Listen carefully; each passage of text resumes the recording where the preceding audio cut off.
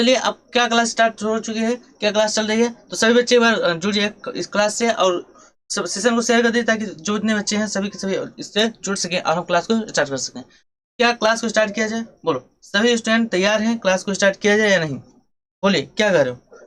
चलिए तो हम क्लास को स्टार्ट करते हैं बिना टाइम वेस्ट के। देखिए आज की क्लास में पढ़ने वाले हैं, आज की क्लास में हम पढ़ने वाले हैं जैव प्रक्रम।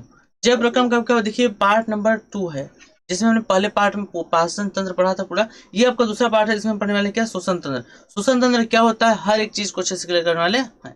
ठीक है तो चलिए स्टार्ट करते हैं क्लास को बिना टाइम वेस्ट किए। तो सबसे पहले देखिए हम समझते हैं कि श्वसन होता क्या है। देखिए ये आपका है क्या, ये आपका है एक एक्सरे फिल्म, मतलब आपके शरीर के अंदर का पार्ट जो हम पढ़ने वाले हैं। यानी आज हम बेसिकली देखिए कैसे पढ़ने वाले हैं, सर फेफड़ों के बारे में, श्वसन के बारे में पढ़ने वाले हैं। तो ये आपके यहाँ फेफड़े का एकदम फिगर बना हुआ है। ठीक है ये आपकी हड्डियां देखिए दिख रही हैं बहुत हल्की हल्की। तो ये आपका एक ओवरव्यू है कि आप इसके बारे में आज पढ़ने वाले हो। ठीक है तो चलिए स्टार्ट करते हैं। तो सबसे पहले हम पढ़ते हैं श्वसन होता है क्या है। तो बात तो पहले ही है कि श्वसन क्या होता है। तो श्वसन देखिए बहुत ही इंपॉर्टेंट टॉपिक होता है। श्वसन क्या होता है, देखो हमारे शरीर में जो कार्बनिक पदार्थ हैं उन कार्बनिक पदार्थों के टूटने से या फिर उनके ऑक्सीकरण होने से जो ऊर्जा मिलती है, तो ये प्रक्रिया जो होती है उसे हम क्या कहते हैं, श्वसन। वही बात यहाँ पर लिखा है कि श्वसन जीवित कोशिकाओं में होने वाली उन सभी एंजाइमी अभिक्रियाओं को कहते हैं जिनमें ऑक्सीजन की उपस्थिति या अनुपस्थिति, देखिए कुछ में ऑक्सीजन की उपस्थिति होती है, कुछ में अनुपस्थिति होती है। ऑक्सीजन उपस्थिति या अनुपस्थिति में कार्बनिक पदार्थों का क्या होता है, ऑक्सीकरण होता है तथा ऊर्जा मुक्त होती है। यानी हमारे शरीर के अंदर जो कार्बनिक पदार्थ हैं वो या तो ऑक्सीजन के द्वारा या बिना ऑक्सीजन के, दोनों तरीके से, या तो ऑक्सीजन के द्वारा या बिना ऑक्सीजन के क्या होते हैं, यहाँ पर उनका ऑक्सीकृत होता है, ऑक्सीकृत होते हैं और ऑक्सीकृत होकर ऊर्जा मुक्त करते हैं। इसी को क्या कहते हैं, श्वसन। क्या कहते हैं, श्वसन। क्योंकि श्वसन में हम अगर आप बेसिकली मानव श्वसन के बारे में पढ़ने वाले हैं तो मानव श्वसन तंत्र का आपको पूरा फिगर बनाया जो कि एनसीईआरटी में दिया हुआ है। ठीक है इस तरीके से आपको पूरा एनसीईआरटी में फिगर ही बना दिया हुआ है। तो ये क्या क्या इसमें चीजें हैं पूरा के पूरा हम एक बार आराम से एक एक करके समझेंगे। तो बस आपको पूरा क्लास के लास्ट तक जुड़े रहना है ताकि आपको हर एक चीज अच्छे से क्लियर हो सके। ठीक है तो बिना इस चीज को एक भी टॉपिक भी तो आपको स्किप नहीं करना है। ठीक है और सभी बच्चे जुड़ जाए सेशन से और लाइक जरूर कर दें अब वीडियो को, ताकि देखिए आपको लाइक करने से हमारा मोटिवेशन बढ़ता है कि नहीं बच्चों को चीजें पसंद आ रही हैं और इसके लिए कुछ बेहतर किया जाए। ठीक है और साथ ही सेशन को शेयर कर दो ताकि आपके फ्रेंड्स मित्र वो भी पढ़ सके इस चीज को और अपने प्रिपरेशन को बढ़ा सके।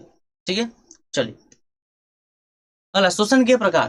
श्वसन के क्या प्रकार होते हैं इस चीज को समझते हैं। तो शोषण तो समझ आएगा। अब श्वसन मुख्य रूप से 2 प्रकार होते हैं। क्या, देखो ऑक्सीजन की आवश्यकता के अनुसार श्वसन 2 प्रकार होते हैं। कितने प्रकार होते हैं, 2 प्रकार के। तो कौन कौन सा, सर एक ऑक्सीजन की उपस्थिति में जो होता है उसे बोलते हैं ऑक्सी श्वसन। ठीक है और एक ऑक्सीजन की अनुपस्थिति में होता है उसे बोलते हैं अनऑक्सी श्वसन। तो इस आधार पर ऑक्सीजन श्वसन 2 प्रकार के होते हैं। पहला क्या होता है, सर पहला होता है वायवीय या ऑक्सी श्वसन। देखो आप वायवीय बोल सकते हो और ऑक्सी श्वसन बोल सकते हो, दोनों। इसको इंग्लिश में बोला जाता है एरोबिक रिस्पायरेशन। तो कभी कभी हिंदी में ही एरोबिक रिस्पायरेशन लिख देता है या एरोबिक श्वसन लिख देता है। तो आप याद रखो कि एरोबिक का मतलब क्या होता है, सर एरोबिक का मतलब होता है ऑक्सी श्वसन या वायवीय श्वसन। क्लियर। इसमें क्या होता है, देखो जब यहाँ आणविक ऑक्सीजन की उपस्थिति में होता है ऑक्सीजन भोज्य पदार्थ, देखो मुख्य रूप से भोज्य पदार्थ कौन होता है, ग्लूकोज होता है। ग्लूकोज का सूत्र कितने बच्चों को पता है, जल्दी कमेंट करके बताएंगे।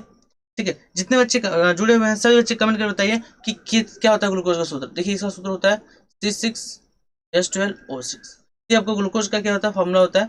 इसको आप याद रखिए कि ग्लूकोज का फॉर्मूला होता है। तो ग्लूकोज को पूर्णतया ऑक्सीकृत करके कार्बन डाइऑक्साइड और जल में परिवर्तित कर देती है।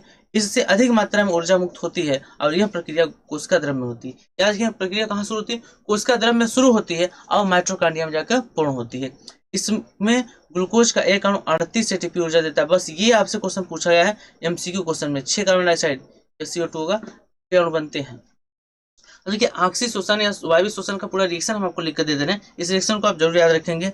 शिवांश कुमार, हेलो बेटा। चलिए आप लोग क्लास से जुड़ चुके हैं, चलिए बहुत अच्छी बात है। ये शिवांश बहुत अच्छा लड़का है, ये आपका डेली आप क्लास टाइम ज्वाइन करता है। बाकी बच्चे लेट कर देते हैं लेकिन शिवांश बिल्कुल टाइम से आता है। ठीक, देखो यहाँ पर आगे बढ़ते हैं। देखो वायवीय श्वसन होता है क्या, इसको थोड़ा समझ लो। देखो आप ये बात को समझो। अच्छा क्या आपके मन में कभी ख्याल आया कि सर हम ऑक्सीजन को लेते हैं फिर हमारे शरीर से कार्बन डाइऑक्साइड कहाँ से आता है, भाई ऑक्सीजन कहाँ गया अब कार्बन डाइऑक्साइड कहाँ से आया? क्या आपके मन में ये सवाल कभी आया था? अगर ये सवाल आया था तो इसका आपको जवाब मिला कि नहीं? कमेंट में जरूर बताओ कि आपके मन में एक सवाल आया था या नहीं, और आया था तो क्या आपको इसका जवाब मिला या नहीं। तो आज की क्लास में अभी जस्ट आप देखने वाले हो कि आखिर में ऑक्सीजन गया कहाँ और कार्बन डाइऑक्साइड आया कहाँ से। तो आप भोजन करते हो, बिल्कुल सब भोजन करते हैं। तो जब आप भोजन करते हो ना, तो आपके शरीर में क्या होता है, ग्लूकोज जाता है। क्या आता है, ग्लूकोज। सब ग्लूकोज का सूत्र होता है क्या, C6H12O6। अब आपने क्या किया, आपने ऑक्सीजन को भी ले लिया। किसको ले लिया, ऑक्सीजन को। हाँ सर, हमने ऑक्सीजन को भी ले लिया। अब जब ऑक्सीजन को आपने लिया, तो हमारे शरीर के अंदर कोशिकाओं में कौन पहुंच चुका है, ग्लूकोज। और ऑक्सीजन हमने लिया, ऑक्सीजन चला गया। देखिए, ऑक्सीजन जाकर इस ग्लूकोज को तोड़ता है। क्या करता है, तोड़ता है। और यहाँ पर क्या बनाता है, तो यहाँ पर देखिए कार्बन डाइऑक्साइड बनाता है और उसके साथ जल बनाता है। और इसके साथ यहाँ बनता है 38 एटीपी ऊर्जा। क्या बनती है, 38 एटीपी ऊर्जा। ये 38 एटीपी क्या है सर, 38 एटीपी यहाँ पे ऊर्जा है। क्या है, ऊर्जा है। और बातों को समझते हैं। देखो, इसको अगर आप बैलेंस करना चाहो, ठीक है, तो ये कार्बन 6 है, तो आपको यहाँ कार्बन 6 करना पड़ेगा। ठीक है, हाइड्रोजन देखिए 12 है, तो आपको यहाँ पर कर दो 6, तो 6 दूना 12। और इस तरीके से आपका ऑक्सीजन यहाँ बैलेंस करने के आपको यहाँ कर दो 6। ये पूरा बैलेंस रिएक्शन हो गया। अब ध्यान से चीज को समझो। देखो, यहाँ पर आपका जो है, ये आपका C6H12O6 क्या है सर, ये हमारा है ग्लूकोज। ये क्या है, ग्लूकोज है। अब देखो, ये आपका ऑक्सीजन से मिलकर कार्बन डाइऑक्साइड जल, और ये क्या बना है, देखो ये आपका जो है, ये आपका बना है ऊर्जा। क्या बना है, ऊर्जा। देखिए, एटीपी ऊर्जा की इकाई होती है। जैसे आप दूरी को मीटर में मापते हो, दूरी किस में मापते हैं, मीटर में। भार को, किसी को द्रव्यमान को नापना है तो केजी में नापते हो। ठीक है, कोई तरल पदार्थ जैसे दूध हो गया, तेल हो गया, घी हो गया, इनको आप लीटर में मापते हो। ठीक है, इसी तरीके से ऊर्जा को जो हमारे शरीर में बनती है ऑक्सीजन के द्वारा, या फिर बोल सकते हो कि श्वसन के दौरान जो हमारे शरीर में जो ऊर्जा बनती है, उसको एटीपी में मापते हैं। किस में मापते हैं, एटीपी में। ठीक है, तो यहाँ पर चलिए आपको हम एटीपी का फुल फॉर्म बता देते हैं। एटीपी का फुल फॉर्म क्या होता है, कितने बच्चों को अच्छा पता है एटीपी फुल फॉर्म। अगर जितने बच्चों को एटीपी फुल फॉर्म पता है, तो कमेंट करके आप बताया कि एटीपी का फुल फॉर्म क्या होता है। देखो, एटीपी फुल फॉर्म होता है एडिनोसिन। क्या होता है, adenosine. Adenosine try phosphate. Adenosine try phosphate. ये आपका होता है क्या, एटीपी का फुल फॉर्म। ठीक है, तो एटीपी ऊर्जा है। ऊर्जा की इकाई से कहा जाता है। क्या कहा जाता है, ऊर्जा की इकाई। ठीक है, अब और बात को समझते हैं। देखो, ये यहाँ से आपको इसको कितना क्यों इतना खींच रहे हैं, क्योंकि आपका इंपॉर्टेंट है मेरे भाई। देखो, ये आपका क्वेश्चन आता है, ये बोर्ड एग्जाम इसी से क्वेश्चन आते हैं। जो रिएक्शन लिखे ना, इस रिएक्शन से क्वेश्चन आते हैं। अब देखो क्या क्वेश्चन आता है, यहाँ पर 3 प्रोबेबिलिटी क्वेश्चन आपके बन सकते हैं। पहला, कि एक ग्लूकोज अणु को तोड़ने के लिए, पूरे तरीके से ऑक्सीकृत करने के लिए कितने ऑक्सीजन की आवश्यकता पड़ेगी। तो एक ग्लूकोज अणु देखिए कितने ऑक्सीजन के साथ क्रिया कर रहा है सर, 6 ऑक्सीजन। तो ये पहला आंसर होगा कि 6 ऑक्सीजन के अणु मिलकर ग्लूकोज अणु को तोड़ते हैं। दूसरा आपसे पूछेगा कि बताओ, एक ग्लूकोज अणु के टूटने से कितने कार्बन डाइऑक्साइड निकलते हैं। तो 6 ही कार्बन डाइऑक्साइड निकलते हैं। मतलब 6 ऑक्सीजन का उसमें आपका आकार ऑक्सीजन रहता है, और 6 ही कार्बन डाइऑक्साइड के अणु आपके क्या होते हैं, निकलते हैं। अब समझ पा रहे हो, मतलब जितना ऑक्सीजन लेते हो उतना ऑक्सीजन कार्बन डाइऑक्साइड निकल जाता है। क्यों, क्योंकि एक ग्लूकोज तोड़ने के लिए 6 ऑक्सीजन चाहिए, और 6 यहाँ पे कार्बन डाइऑक्साइड निकल रहा है। इस तरीके से आगे देखो, जो यहाँ से तीसरा क्वेश्चन क्या पूछा सकता है, तीसरा क्वेश्चन ये पूछा सकता है कि आप बताओ, ग्लूकोज के एक अणु से कितने एटीपी ऊर्जा निकल सकती है। कितने एटीपी ऊर्जा निकल सकती है, तो ये भी आपको पता होना चाहिए कि सर 38 एटीपी। कितना, 38 एटीपी। ये तीनों क्वेश्चन पूछे जा सकते हैं आपके बहुविकल्पी में, कोई इसमें दो राय नहीं। तो इसको थोड़ा ध्यान से, पेशेंस से, अच्छे से नोट कर लीजिए और याद रखिएगा। क्लियर है, चलिए पढ़ते हैं हम नेक्स्ट क्लास को। अगला क्या करें, अगर आपका है वायवीय या अनाक्षी शोषण। वायवीय या अनाक्षी शोषण, तो वायवीय या अनाक्षी शोषण मतलब अवायवीय लिखा है, सॉरी, अवायवीय या अनाक्षी शोषण। ये क्या होता है, देखो, जब वायु यानी वायु मतलब क्या, ऑक्सीजन। जब ऑक्सीजन की अनुपस्थिति में यहाँ क्रिया हो, ऑक्सीजन की अनुपस्थिति में क्रिया हो, तो इसे क्या बोलते हैं, अवायवीय या अनाक्षी शोषण। जैसे देखो, यहाँ ऑक्सीजन की अनुपस्थिति में होता है, इस क्रिया को किण्वन, फर्मेंटेशन क्या कहते हैं, फर्मेंटेशन भी कहते हैं। इस प्रकार के शोषण में भोज्य पदार्थ केवल आंशिक रूप से, देखो बहुत आपको बेहतरीन लिखिए, यहाँ पे क्या लिखा, आंशिक रूप से ऑक्सीकृत होता है, अतः इससे भोज्य पदार्थ का 5% भाग ही ऊर्जा के रूप में प्राप्त होता है। देखो, ऑक्सीजन की उपस्थिति से टूटता है, उसमें काफी ज्यादा ऊर्जा निकलती है। लेकिन अगर ऑक्सीजन की अनुपस्थिति में टूटे, तो उसका मात्र 5% यहाँ पर टूटता है। कितने परसेंट, 5%। ठीक है, तो ये क्या करते हैं, देखो यहाँ पर आपका ये बनाते क्या है, तो मुख्य रूप से क्या बनाते हैं, ग्लूकोज आपका है C6H12O6। देखिए, ये आपका यहाँ से मुख्य रूप से क्या बनाता है, आपका बनाता है C2H5। सर यहाँ पर ये है ग्लूकोज, ये क्या है, ग्लूकोज। और ग्लूकोज देखिए, इसमें कोई कार्बन डाइऑक्साइड गैस भी नहीं निकलती। ठीक है, क्या होता है, इसमें कोई कार्बन डाइऑक्साइड गैस भी निकलती है, और ये आपका एक अम्ल बना देता है। और इस अम्ल में क्या होता है, ऑक्सीजन, इसमें भी ऊर्जा बहुत कम निकलती है। ठीक है, इसका क्या नाम है, इसका नाम है, देखो यहाँ पर लैक्टिक अम्ल। लैक्टिक अम्ल। तो इस तरीके से यहाँ पर क्या होता है, अवायवीय श्वसन में या तो ग्लूकोज बनता है या तो लैक्टिक अम्ल, ये रिएक्शन होता है, या फिर ये वाला रिएक्शन होता है जिसमें कार्बन डाइऑक्साइड भी बनते हैं और एथिल अल्कोहल भी बनता है। ठीक है, अच्छा ये होती क्या है अभी पूछोगे। देखिए ये जो सूक्ष्म जीव होते हैं, जो छोटे बैक्टीरिया होते हैं, ठीक है, इस ये उनमें होता है। जैसे इसको किण्वन करते हैं ना, तो किण्वन के देखिए एक जीव होता है, उसका नाम होता है ईस्ट। क्या नाम होता है, ईस्ट। तो जो ये ईस्ट है, ये किण्वन में भाग लेता है और इसी के द्वारा एल्कोहल बनाया जाता है। क्या बनाता है, एल्कोहल। तो लोग जो जानते हो ना कि एल्कोहल क्या होता है, एल्कोहल शराब होती है। तो शराब जो वहां पर बड़े बड़े कंपनियों में बनता है, तो उसमें ईस्ट का प्रयोग किया जाता है किण्वन के लिए, और उसका नाम क्या है, फर्मेंटेशन। ये भी याद रखो। और ये हमारे शरीर में भी कभी कभी होती है। कब होती है, देखिए ये हमारे शरीर के पेशीय कोशिका में होती है। कहाँ होती है, पेशीय कोशिका में होती है। कहाँ पे, पेशी कोशिका में। पेशी कोशिका में कैसे होती है, देखो पेशी कोशिका में तभी होता है जब हम किसी काम को बहुत जल्दी जल्दी करते हैं और हमें ऑक्सीजन की आपूर्ति नहीं हो पाती, तो हमारी पेशी कोशिकाओं में क्या होता है, अनाक्षिक शोषण होता है। और उस अनाक्षिक शोषण से यहाँ पर देखो ये लैक्टिक अम्ल बनता है, और इस अम्ल के बनने के कारण हमें कुछ समय बाद थकावट महसूस होती है, जिससे हम जब बाद में थोड़ा सा आराम कर लेते हैं तो फिर से ये लैक्टिक अम्ल बदल जाता है किसमें, ग्लूकोज में। और ग्लूकोज में कौन बदलता है इसको, तो इसको ग्लूकोज में फिर से बदलता है हमारा यकृत, लीवर। ठीक है, आपको जो उन्होंने लीवर पढ़ाया था पाचन तंत्र, हमको बताया था कि लीवर के 1000 से भी ज्यादा कार्य होते हैं, तो उसमें एक ये कार्य भी है। ठीक है, चलिए अब हम बढ़ते हैं इसके आगे और आगे चीजों को समझते हैं कि श्वसन की अवस्थाएं क्या होती है। ठीक है, श्वसन की अवस्थाएं काफी महत्वपूर्ण पॉइंट है। ठीक है, इसको समझते हैं। यहाँ पर क्लास रुक रहा था, अब क्लास चल रही है। अमन अग्रहरी, क्या अब क्लास रुक रही है, अब क्लास चल रही है, कोई दिक्कत तो नहीं है। चलिए अब इस पर श्वसन की अवस्थाएं समझते हैं, ये क्या होता है। तो देखो भाई, श्वसन की अवस्थाएं पहले आप समझो कि श्वसन में क्या क्या चीजें होती हैं। देखो श्वसन में मुख्य रूप से क्या होता है, बाह्य श्वसन, एक होता है अंतः श्वसन। ठीक है, अब तो यहाँ पे देखो श्वसन की 3 अवस्थाएं हैं जो निम्नलिखित हैं।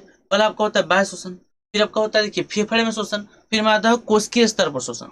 ठीक है, 3 तरीके से होता है। अब कैसे होता है, देखो बाह्य श्वसन क्या, एकदम सिंपल सी बात है। बाह्य श्वसन क्या होता है, वायु शोषण क्या होता है सर, इसमें एक जीव तथा उसके वातावरण, एक जीव और वातावरण के मध्य श्वसनीय गैसों का क्या होता है, विनिमय होता है। श्वसनीय गैस कौन से होते हैं, याद रखो श्वसनीय गैस में हमेशा ऑक्सीजन और कार्बन डाइऑक्साइड आते हैं, तीसरा कोई गैस नहीं आता। यानी श्वसनीय गैस में सदैव ऑक्सीजन और कार्बन डाइऑक्साइड ही आते हैं, इसके अलावा कोई तीसरा गैस नहीं आता।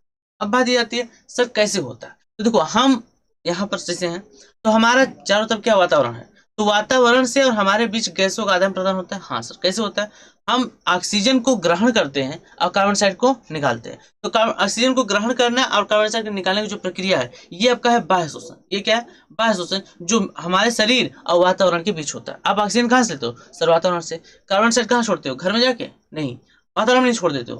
तो कार्बन डाइऑक्साइड आप बाहर निकालते हो, ऑक्सीजन ग्रहण करते हो, तो ये कहाँ से होता है, वातावरण से होता है। ठीक है, तो ये आपकी क्या है सर, ये हमारी होगी बाह्य शोषण। देखो इसमें 2 अवस्थाएं आ रही, कौन कौन सी, एक आपका आ रहा है श्वासोच्छ्वास और एक आपका आ रहा है गैसीय विनिमय। श्वासोच्छ्वास क्या होता है, देखो ब्रीदिंग। देखो यहाँ पे श्वासोच्छ्वास शब्द होने से आता है, इसका इंग्लिश वर्ड आप समझ पाते हो, ब्रीदिंग। ब्रीदिंग मीन्स क्या होता है सर, ब्रीदिंग मीन्स होता है श्वासन। देखो अच्छा, श्वासोच्छ्वास को कभी कोई श्वासन भी कहा जाता है, क्या, श्वासन। श्वासन मीन्स क्या होता है, गैसों का आदान प्रदान हमारे मुख के द्वारा, फेफड़े के द्वारा। देखो वायुमंडल से श्वसनांगों द्वारा वायु O2 ग्रहण करना तथा अशुद्ध वायु CO2 को बाहर निकालना अर्थात बहिर्गमन की प्रक्रिया को श्वासोच्छ्वास कहते हैं। मतलब एकदम सिंपल सी बात है, आप ऑक्सीजन ग्रहण करो और कार्बन डाइऑक्साइड को बाहर निकालो, यही प्रक्रिया क्या कहलाती है सर, श्वासोच्छ्वास। क्या कहलाती है, श्वासोच्छ्वास। अच्छा हाँ, याद रखो कि श्वासोच्छ्वास में अंतर्ग्रहण और बहिर्ग्रहण दोनों सम्मिलित होते हैं। क्या क्या, आप शरीर को जब ऑक्सीजन को अंदर लेते हो उसे बोलते हैं अंतर्ग्रहण, और कार्बन से बाहर निकालते उसे क्या बोलते हैं, बहिर्ग्रहण, बहिर्गमन। इन दोनों को मिलाकर सम्मिलित रूप से क्या कहा जाता है सर, श्वासोच्छ्वास।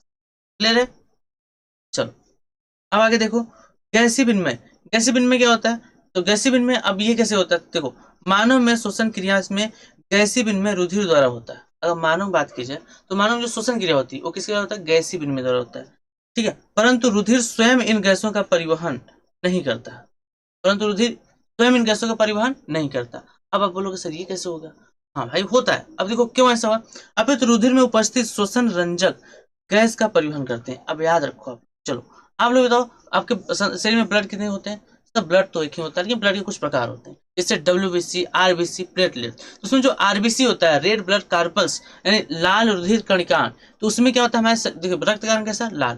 तो लाल किसके कारण होता है, हमारे रक्त का रंग लाल होता है एक वर्णक कारण, उस वर्णक का क्या नाम है सर, देखो हमारे शरीर रुधिर का रंग क्या है, एक वर्णक का लाल है। अब बताओ कितने बच्चों को उस वर्णक का नाम पता है? जितने बच्चों को उस वर्णक का नाम पता है कमेंट में बताओ कौन सा वर्णक है जिसके कारण हमारे शरीर का रुधिर का रंग लाल होता है। तो रुधिर का जो रंग होता है वो सर होता है हीमोग्लोबिन के कारण, ठीक है, हीमोग्लोबिन। अच्छा चलो यहाँ पर हमने इसको बताते बताते एक शब्द बोल दिया, बाई मिस्टेक ही पर बोल दिया कि हमारे शरीर का रंग। तो देखो हमारे शरीर का रंग जो है उसके लिए भी एक वर्णक जिम्मेदार है। अब ये सभी बच्चे बताओ, अच्छा हमारे शरीर का जो रंग होता है उसके लिए कौन सा वर्णक जिम्मेदार होता है? ये तो आपका जो वर्ण है ये आपका है रुधिर के लिए, ठीक है, ये आपका रक्त के लिए है वर्णक जो आपका है हीमोग्लोबिन। अब आप बताओ आपके शरीर के रंग के लिए कौन जिम्मेदार है, ठीक है, ये आप लोग कमेंट कर बताओ, तब तक हम इस चीज को भी रोकते हैं, अब आगे समझते हैं। देखो ये गैसीय जैसे हीमोग्लोबिन आपका है, ये क्या करता है, रुधिर में ऑक्सीजन और कार्बन डाइऑक्साइड का विनिमय करता है, क्योंकि पादपों में गैसीय विनिमय बाह्य वातावरण से पत्तियों द्वारा होता है। तो देखो गैसीय विनिमय यहाँ पर क्या होता है, या हमारे शरीर जो है शरीर बाहर से वातावरण से अंदर लेता है, फिर अंदर हो जाता है किसमें, ब्लड में एक्सचेंज होता है। अभी कैसे होता है उस चीज को हम आपको दिखाएंगे। बस अभी सपोज करो हमारे शरीर के अंदर जब गैस जाती है, ऑक्सीजन जाती है, तो ऑक्सीजन सिर्फ फेफड़े में नहीं रहती, फेफड़े से हमारे ब्लड के द्वारा सभी कोशिकाओं तक जाती है, और सभी कोशिकाओं तक ले जाने कौन काम करता है, सर इसमें एक होता है वर्णक जिसका नाम है हीमो, क्या नाम है, हीमोग्लोबिन। चलिए अब आप लोग बताइए, किसी बच्चे को नहीं पता था तो चलिए आप लोग नोट कर लीजिए उस बात को, ठीक है, जब पूछ लें तो आप लोग को बता देते हैं कि हमारे जो शरीर का रंग होता है, शरीर का रंग, जो शरीर का हमारा रंग होता है वो किसके कारण होता है? तो सर यहाँ पर भी एक वर्णक होता है, क्या होता है, एक वर्णक होता है, और उस वर्णक का क्या नाम है, तो सर उस वर्णक का बहुत ही अच्छा नाम है, उसका नाम है मिलेनिन। क्या नाम है, मिलेनिन, मिलेनिन वर्णक। इसी के कारण हमारा क्या होता है, शरीर का रंग पता चलता है। जिसके अंदर मेलानिन वर्णक जितना कम होगा वो उतना ज्यादा गोरा होगा, और जिसके अंदर मेलानिन वर्णक जितना ज्यादा होगा वो उतना ज्यादा सांवला होगा, ठीक है। तो देखो यहाँ पर जिसके जो मतलब आपको आसपास कुछ लोग ऐसे होंगे जो बहुत गोरे होंगे, तो उनमें मेलानिन वर्णक की बहुत ज्यादा कमी है, मतलब बहुत कम मात्रा में, इसलिए वो ज्यादा गोरे हैं। हो सकता है आप खुद गोरे हो, ठीक है। और वहीं पर कुछ ऐसे लोग होते हैं जो बहुत ज्यादा सांवले होते हैं, तो उसका कारण क्या होता है कि उनके अंदर मिलानिन वर्णक बहुत ज्यादा मात्रा में, बहुत ज्यादा मात्रा में होने के कारण उनका जो रंग होता है वो सांवला हो जाता है, ठीक है, या फिर आपकी भाषा में बोल दिया तो काला हो जाता है, ठीक। तो लोग काले दिखते हैं, तो काले नहीं होते भाई, उनका उसमें दोष नहीं है, उनके अंदर मिलानिन वर्णक ज्यादा हो गया। लग रहा है भगवान जब बना रहे थे तो मिलानिन वर्णक ज्यादा मिला दिए थे, गलती से गिर गया, ठीक है। अच्छा उसका जेनेटिकली भी कुछ प्रभाव होता है, तो उस चीज को हम जेनेटिक्स में पढ़ेंगे, पर याद रखो अब कि किसके कारण होता है, क्लियर है। चलिए इस चीज को आप नोट कर लीजिए, थोड़ा सा हम बढ़ते हैं आगे। अब देखो आंतरिक, दूसरा आपका क्या है, पहला आपका क्या था, बाह्य शोषण, दूसरा है आंतरिक या ऊतक शोषण। आंतरिक या ऊतक शोषण ये क्या होता है सर, इसमें ऊतक तथा बाह्य कोशिकीय वातावरण के मध्य शोषणीय गैसों का विनिमय होता है।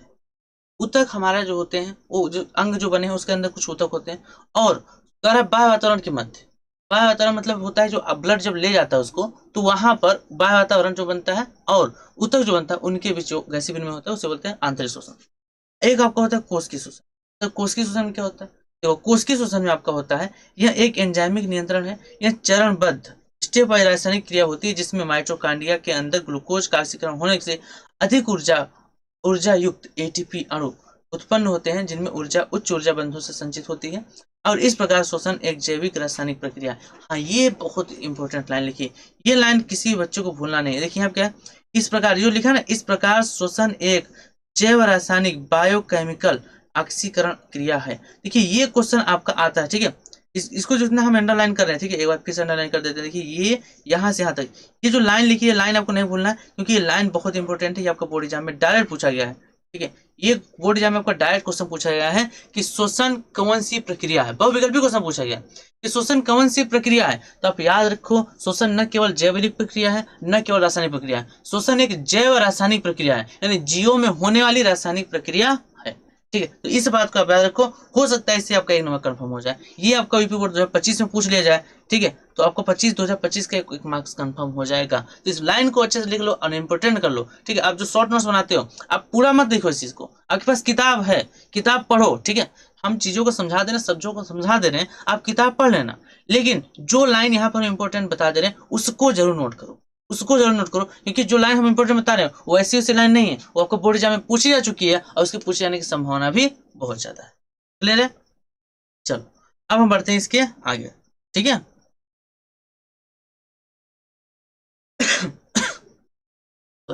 चलिए अब हम समझते हैं थोड़ा सा पादपों में शोषण, कि पादपों में शोषण कैसे होता है। आप पूछोगे सर पादपों में शोषण होता है, बिल्कुल, क्या पादप जीव नहीं? तो बायोलॉजी के अनुसार तो पादप जीव है, और अगर वो जीव हैं तो उनमें शोषण होना अनिवार्य है, क्योंकि इस पृथ्वी पर जीवों को पहचानने के लिए या सजीव निर्जीव में अंतर करने के लिए आप इस चीज को बोल सकते हो कि जिनमें शोषण होता है वो जीव हैं या सजीव हैं, और जिनमें शोषण नहीं होता वो निर्जीव है। ठीक है, तो सभी जीव जंतु, चाहे वो प्राणी हो, जीव छोटे जंतु हो या पेड़ पौधे हो, अगर वो जीवित हैं तो उनमें शोषण की प्रक्रिया होती है, यह अनिवार्य रूप से। क्लियर? तो पादपों में शोषण थोड़ा सा हम देख लेते हैं, इस चीज को समझ लेते हैं, क्लियर कर लेते हैं। पादपों में शोषण दिन रात होता रहता है। इसके अंतर्गत वे ऑक्सीजन ग्रहण करके कार्बन डाइऑक्साइड को मुक्त करते हैं। पादपों में प्राणियों की भांति गैसीय आदान प्रदान के लिए विशिष्ट अंग नहीं होते। पादपों में शोषण जड़ द्वारा, तना द्वारा, पत्ती द्वारा होता है। देखो, पादपों जैसे हम लोगों में क्या है, श्वास शोषण के लिए हमारे यहाँ पर बाहर से मुख होता है, नाक होता है, नाक से गैसें अंदर जाती हैं, फेफड़े होते हैं, फेफड़े से ब्लड में जाता है, ब्लड से पूरे शरीर में जाता है। तो हमारे शरीर के अंदर एक पूरा तंत्र है जिसे बोलते हैं रिस्पायरेटरी सिस्टम। लेकिन पेड़ पौधों में इस तरीके का कोई विशेष विकसित अंग नहीं होता, तो उनमें शोषण अलग अलग अंगों में ही हो जाता है। मतलब उनमें पत्तियों द्वारा भी शोषण हो जाता है, तने द्वारा भी शोषण हो जाता है, और जड़ों द्वारा भी शोषण हो जाता है। तो अब यहाँ पे देखो, जो पत्तियों द्वारा जब शोषण होता है तो पत्तियों पर एक जो संरचना होती है उसे बोलते हैं रंध्र, ठीक है, और जो तनों पर संरचना होती है उसे बोलते हैं वात रंध्र। तो तनों पर वात रंध्रों द्वारा होता है, जबकि पत्तियों पर रंध्र द्वारा होता है शोषण। अच्छा, इस पूरे लाइन को पढ़ने के बाद हो सकता है कि आपके मन में एक सवाल आ जाए, ठीक है, जो हर बच्चे के मन में आ सकता है, बिल्कुल कॉमन चीज है, क्या सर? कि सर पेड़ पौधे तो हमें ऑक्सीजन देते हैं और कार्बन डाइऑक्साइड खुद ग्रहण करते हैं, लेकिन यहाँ तो उल्टा लिखा है, यहाँ लिखा है ऑक्सीजन ग्रहण करके कार्बन डाइऑक्साइड को मुक्त करते हैं। ये कौन सी कहानी लिखी सर? ये गलत लिखा है, किताब वाले ने गलत लिखा है। कुछ बच्चे ऐसे ही बोलेंगे कि सर यहाँ किताब वाले ने बिल्कुल गलत लिखा है। क्यों? क्योंकि पेड़ पौधे तो ऑक्सीजन देते हैं, कार्बन डाइऑक्साइड ये लेते हैं, लेकिन यहाँ तो उल्टा लिख दिया। तो देखो मेरे सुनो, देखो जब होता है दोनों बातें होती है। अब दोनों बातों हम समझते हैं, देखिए दोनों बातों को हम समझते हैं, ठीक है।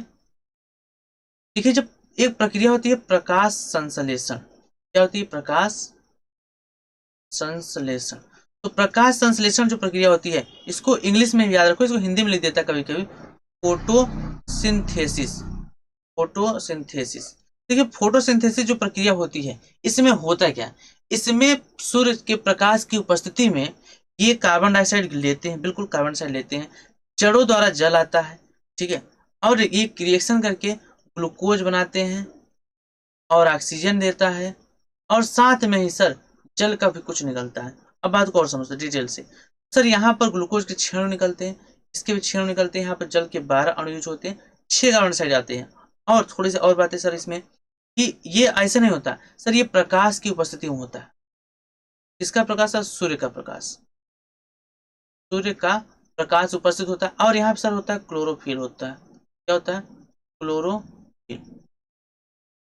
क्लोरोफिल यहाँ उपस्थित होता है। तो इतनी चीज होती है, तब जाके फोटोसिंथेसिस होता है, ऑक्सीजन निकलता है। मतलब ये कि केवल दिन के समय जब ये अपना भोजन निर्माण करता है तो सूर्य के प्रकाश की उपस्थिति में ये कार्बन डाइऑक्साइड ग्रहण करते हैं, जल लेते हैं, और क्लोरोफिल के द्वारा यहाँ पर ग्लूकोज बनाते हैं अपना भोजन, और उस वक्त यहाँ पर ऑक्सीजन निकलता है, और साथ ही कुछ जल के भी अणु निकलते हैं वाष्प के रूप में। लेकिन इन्हें जिंदा रहने के लिए ऊर्जा खर्च करनी पड़ती है। जैसे हमको कार्य करने के लिए ऊर्जा खर्च करनी पड़ती है, ऐसे इनको भी अपना विकास करने के लिए, वृद्धि करने के लिए, ठीक है, विभिन्न कार्यों करने के लिए, पत्तों को हिलाने के लिए ऊर्जा की आवश्यकता पड़ती है। तो उस ऊर्जा को कहाँ से प्राप्त करते हैं? तो इनमें भी एक प्रक्रिया होती है जो सब में होती है, जिसका नाम है क्या? शोषण। तो इसमें भी शोषण होता है। अच्छा, इसमें शोषण होता है सर, इसमें भी ग्लूकोज टूटता है, C6H12O6 ये भी टूटता है ऑक्सीजन के द्वारा, और ये वही बनाता है जो आपने देखा था, कार्बन डाइऑक्साइड प्लस जल, और प्लस यहाँ पर भी निकलेगा क्या? ऊर्जा। तो इसमें भी सेम वही प्रक्रिया होती है, इसमें भी आपकी माइटोकॉन्ड्रिया होती है, इसमें भी सभी प्रक्रिया होती हैं, इसमें भी शोषण होता है। तो शोषण के दौरान ये भी ऑक्सीजन ग्रहण करते हैं और कार्बन डाइऑक्साइड छोड़ते हैं। तो ये बात आपको अच्छे से क्लियर रखना है, बिल्कुल भी कंफ्यूज नहीं होना।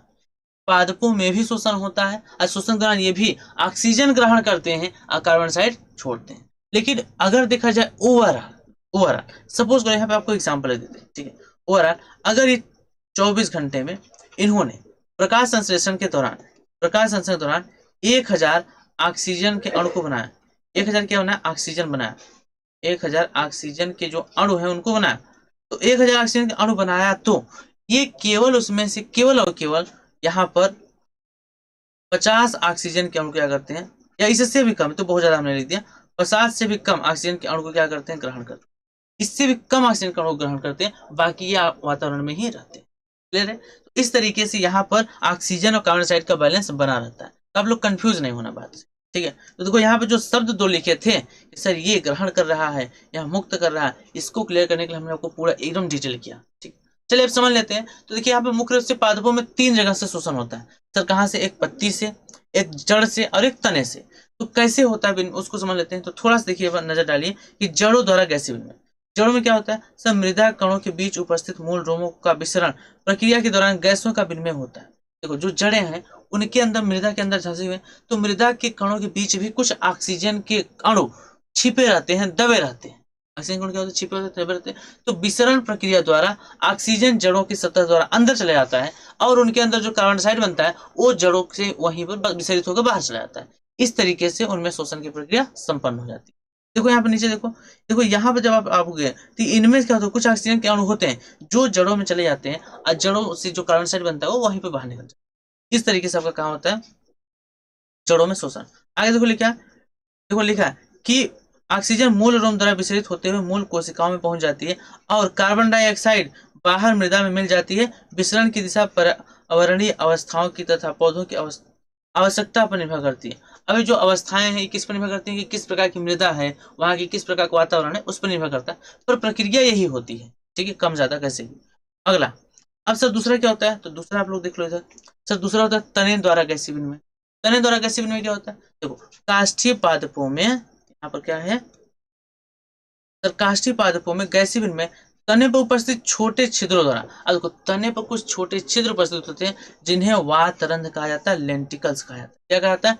लेंटिकल कहा जाता है। और जबकि साकी पादपों में तने पर उपस्थित रंध्र स्टोमेटा होता है। साकी मतलब होता है छोटे पौधे, जैसे हाँ हरी सब्जियां जैसे मूली हो गए, गाजर हो गए, लौकी हो गया, ठीक है, तरबूज हो गया। तो इन सभी पौधों को साकी पौधों में रखा गया है। तो इनमें क्या होते हैं? रंध्र होते हैं। तने पर भी क्या होते हैं? रंध्र। लेकिन जो आपके काष्ठीय पौधे हैं जैसे आम हो गया, नीम हो गया, बबूल हो गया, पीपल हो गया, बरगद हो गया, इन सभी पौधों में क्या होता है? काष्ठ होता है। काष्ठ मतलब ऐसे बोल सकते हो कि काठ वाली लकड़ी होती है। तो उनमें तने पर छिद्र होते हैं बड़े बड़े, उन छिद्रों क्या होता है? वातरंध्र। और उन वातरंध्रों द्वारा यहाँ पर क्या होता है? शोषण होता है। ये किसके द्वारा हो गया सर? तनों में गैसीय विनिमय हो गया। अगला आपका होता है पत्तियों में गैसीय विनिमय। पत्तियों पे, तो पत्तियों संरचना पार्ट फर्स्ट में जो हमने पोषण पढ़ा था उसमें पूरा डिटेल में आपको समझाया था कि पत्तियों की संरचना कैसी होती है। उसमें रंध्र होते हैं, स्टोमेटा, उसमें कुछ रक्षक कोशिकाएं भी पाई जा रही थी जिनकी संरचना देखिए कुछ इस तरीके से थी, ठीक है। हमने आपको संरचना भी वहां बनाकर दिखाया था, किस तरीके की संरचनाएं थी, ठीक है। ये सेम के बीच के आकार की कुछ संरचनाएं थी ऐसे, इसके चारों तरफ यहाँ पर कुछ सहायक कोशिकाएं पाई जा रही थी इस तरीके से, ठीक है। और देखिए आपको हम बस बना के यहाँ पर विजिबल करा दे रहे हैं इस तरीके से, ठीक है। तो ये आपकी क्या थी? ये रक्षक कोशिकाएं थी। तो यहाँ पर जो ये बचा है, ये इसी को क्या कहते हैं सर? इसी को हमने कहा था रंध्र, स्टोमेटा। इसको क्या कहता है? स्टोमेटा कहा था। और यहीं से क्या होता है? ऑक्सीजन और कार्बन डाइऑक्साइड का विनिमय होता है पत्तियों। क्लियर है? बिल्कुल एकदम आसान से। सूरज कुमार, ओके, सूरज विवेक, बिल्कुल स्वागत है आपका क्लास में। सभी बच्चे जुड़े रहे क्लास से और सेशन को शेयर करते रहें। और हाँ, लाइक तो सभी बच्चे कर दें, ठीक है। सभी बच्चों ने लाइक किया नहीं? अभी तक सिर्फ एक लाइक हुआ है, मतलब किसी भी बच्चे ने यहाँ पर लाइक नहीं किया है। तो सभी बच्चे पहले सेशन को लाइक कर दो एक बार जल्दी से। चलो अब इसके आगे बढ़ते हैं। देखो कुछ जंतुओं, अच्छा ये थोड़ा सा है, बताइए क्लास चल रही है, ठीक है। आज तक आप लोग एडजस्ट कर लो, ठीक है। उसके बाद आज के बाद क्लास नेटवर्क इशू नहीं आएगा, थोड़ा सा कुछ प्रॉब्लम्स है उनको सॉल्व कर दिया जाए कल, ठीक है। तो बस आज क्लास देख लो आप लोग, बाकी तो चीजें आपको क्लियर हो जाएंगी। चलिए समझते हैं बातों को। देखिए हमने यहाँ देखा कि फेफड़े द्वारा किसमें होता है, तो सब मनुष्य में, मेढक में, छिपकली में, अब पशुओं में, विभिन्न प्रकार के जंतुओं में आपका शोषण किस द्वारा होता है? फेफड़े द्वारा होता है। लेकिन कुछ ऐसे भी जीव होते हैं जिनमें शोषण अलग तरीके से होता है, जैसे आपका त्वचा द्वारा। कुछ आप सोच पा रहे हो, आप ये जो आपकी स्किन है, आप इसे सांस लेते हो? नहीं, सोच सकते हो इसे लेने का। लेकिन कुछ ऐसे जीव हैं जो आपके स्किन द्वारा, खुद के त्वचा द्वारा शोषण करते हैं। अब कुछ नहीं, बहुत सारे जीव हैं, ठीक है। जितने भी सूक्ष्म जीव होते हैं, छोटे जीव, वो अपने त्वचा द्वारा ही डायरेक्ट शोषण करते हैं। देखिए यहाँ मुख्य रूप से आपको दिया है क्या? मेढक और केचुआ। अब देखिए केचुआ तो आपको समझ में आ गया सर, केचुआ छोटे जीव हैं, उनमें शोषण त्वचा द्वारा ही होता है। लेकिन सर मेढक, अभी मेढक ने आपने देखा कि यहाँ कि सर मेढक तो आपका फेफड़े हैं, फिर त्वचा कैसे ले रहा? हाँ देखिए, मेढक त्वचा से भी सांस लेता है। कब? जब यह गर्मियों के मौसम, आप देखते हो गर्मियों के मौसम में आपको कहीं भी कोई मेढक नहीं दिखेगा, लेकिन जैसे ही पहली बारिश होगी, जैसे ही आपके आसपास पानी थोड़ा सा इकट्ठा होगा, मेढक टर टर करना शुरू कर देते हैं।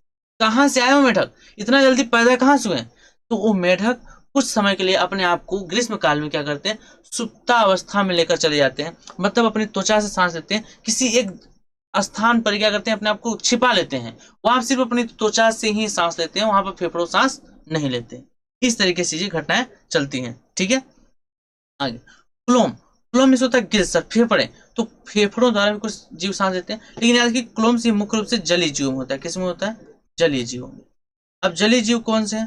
देखो, जैसे मेढक का लार्वा, हाँ मेढक का लार्वा मतलब जब मेढक बच्चे होते हैं, उनका अंडे से जब निकलते हैं तो उसमें वो लार्वा होते हैं, वो मछली के जैसे होते हैं। कैसे होते हैं? मछली जैसे। तो जब मछली के जैसे होते हैं तो उनमें श्वसन भी क्लोम्स द्वारा होता है, यहाँ पर आपका गिल्स द्वारा होता है, गलफड़ों द्वारा होता है। उसके बाद मछली, प्रॉन। प्रॉन में देखो होता है झींगा। प्रॉन में क्या होता है सर? झींगा होता है।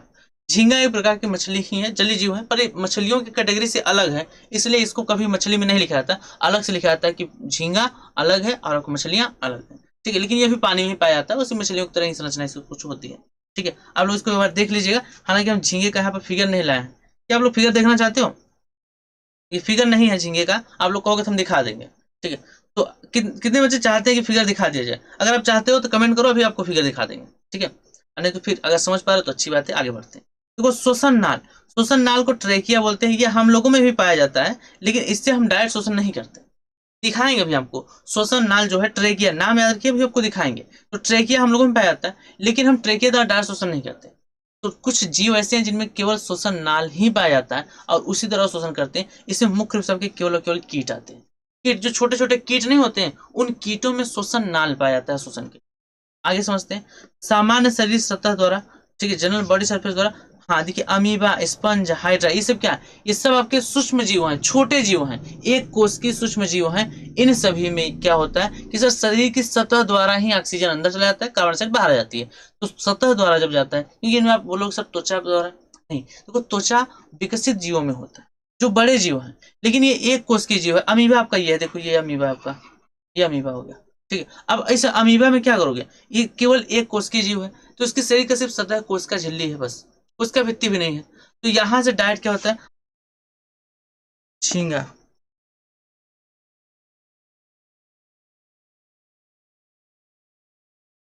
ये देखिए आपका यहाँ पर कुछ इमेज, ये कुछ अजीब फिगर्स आ गए हैं, चलिए ये देख लेते हैं। हाँ ये देखिए आपका जो यहाँ पर है, ये वाला,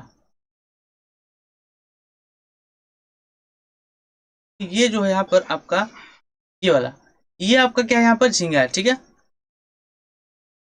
चलिए इस चीज को ना थोड़ा सा हम आपको वहीं पे ले जाके दिखा देते हैं ताकि आपको अच्छे से क्लियर हो जाए। तो ये चीज देख पा रहे हो? चलिए, ये आपका क्या है? ये आपका है प्रॉन, झींगा। क्लियर हो गया? चलिए, अगर इस बात क्लियर हो गई तो फिर हम इसके आगे बढ़ते हैं, अपने क्लास पे वापस आते हैं। चलिए देख लेना आप लोगों ने, तो जो प्रॉन है, झींगा, इस तरीके की होती है। ठीक, इसको आप अच्छे से देख सकते हैं। अगला, अब हम पढ़ते हैं बेसिकली मानव में शोषण। क्या पढ़ने वाले हैं? मानव में शोषण। तो मानव में शोषण क्या होता है, इस चीज को समझते हैं। ठीक है, मानव में शोषण क्या होता है, तो अब बताओ मानव में शोषण कैसे होता है। ठीक है, तो मानव में जो शोषण है, इस चीज को हम पूरा इस क्लास को कंटिन्यू करने वाले हैं। इसके पहले जो चीजें थी, अब इसको थोड़ा सा फास्ट देखेंगे, नहीं तो आप लोग को कहोगे सर यहाँ पर लेट हो गया है। ठीक है, तो थोड़ा सा इस चीज को हम अच्छे से, थोड़ा ज्यादा टाइम नहीं लेते हुए थोड़ा फास्ट करेंगे। ठीक है, आप लोग समझने पूरा कोशिश कीजिएगा।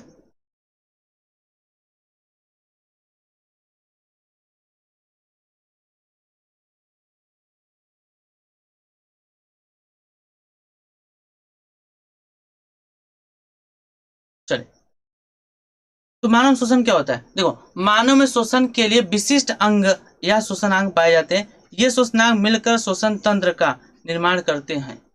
ये शोषणांग मिलकर क्या करते हैं? शोषण तंत्र का निर्माण करते हैं। अब ये शोषण तंत्र क्या होता है?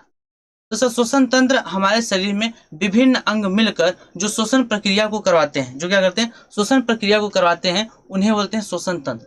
इसमें मुख्य रूप से आपका देखिए, आप क्या आता है सर? मुख आता है, नाक आता है, श्वास श्वसन मार्ग आते हैं, फेफड़े आते हैं। ये मुख्य आपके क्या होते हैं? श्वसन अंग होते हैं।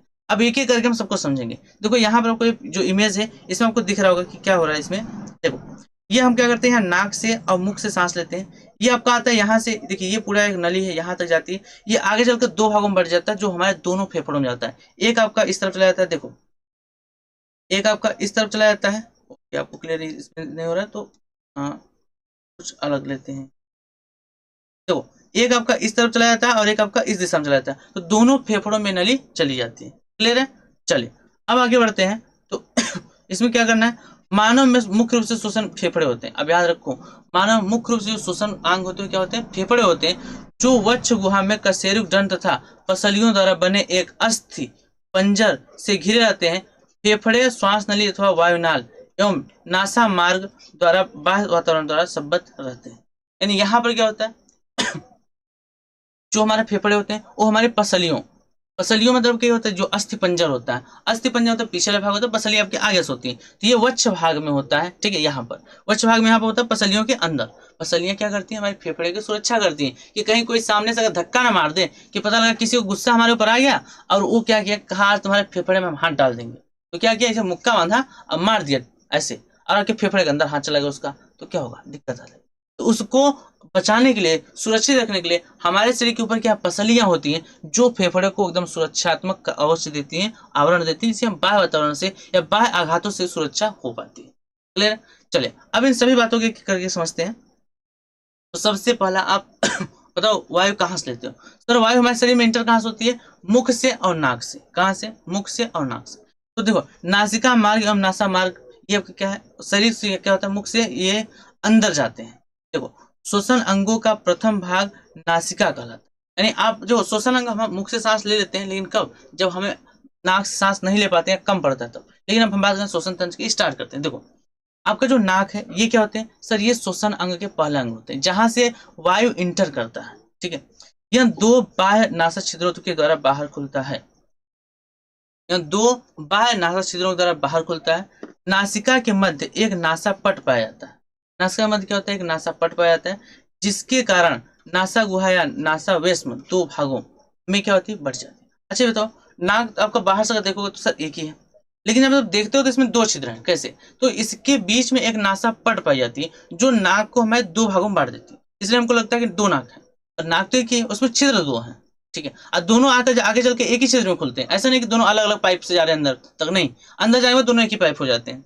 ठीक है, तो ये क्या है, दाएं व बाएं भाग में विभक्त हो जाता है। तो ये आपका है क्या, देखो नासिका। यहाँ देखो आपको फिगर में आपको अच्छे से समझ ले दो। देखो अभी थोड़ा सा हम फिगर को आपको ना हाईलाइट कर रहे हैं, और इस पूरे फिगर को अच्छे से क्लियर कर रहे हैं आपको, ताकि इस चीज को आप समझ पाओ। थोड़ा सा इसको जूम कर देते हैं क्या। अब देखो बात को, ये आपका क्या है सर, ये है नासा द्वार।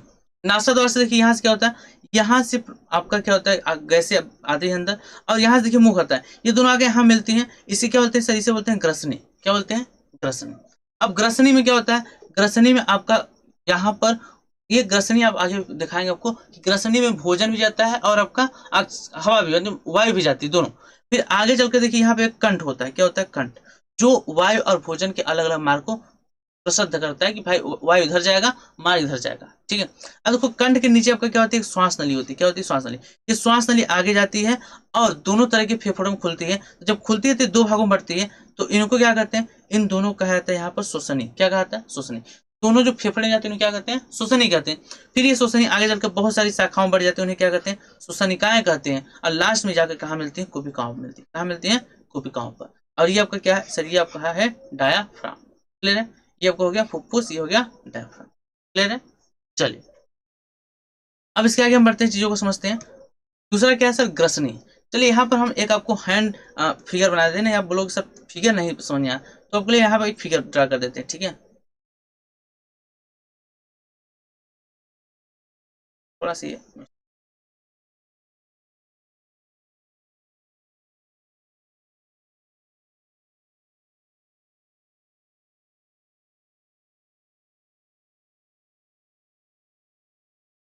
चीज थोड़ा सा गड़बड़ हो गया। ठीक है, तब तक आप लोग ग्रसनी पढ़िए, क्या लिखा है ग्रसनी के बारे में।